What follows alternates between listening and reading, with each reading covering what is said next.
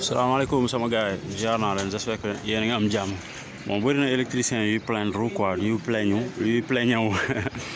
naan ñoom bon d'habitude dañuy maçon yi bu ñu décoffré dañuy bëgg a dugal seen tib yi affaire yi di damm quoi donc affaire yi faute bi du ci maçon yi quoi faute bi ci je dirais que ci électricien yi la ñoom ñoo war a gas affaire yi normal quoi waaw donc gis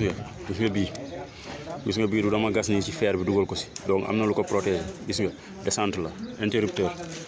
bii tamit descente interrupteur la gis nga dangay gas après nga vérifier sa tournal yi gis nga tube baa ngi nii dangay xool gis nga tournal bi gis nga dafa dugg gis nga dangay gas tournal bi mu rouler normal waroo nangu muy dam fii ainsi de suite gis nga waroo nangu dara di dam mi nii waroo nangu dara di dam gis nga dangay vérifier boo tegee ba pare yii nga tax ko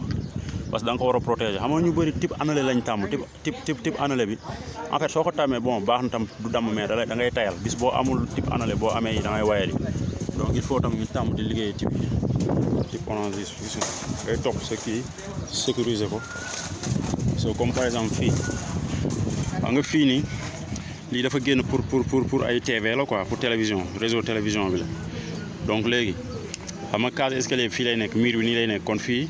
lay nekk parce que boo ko yóbbee fee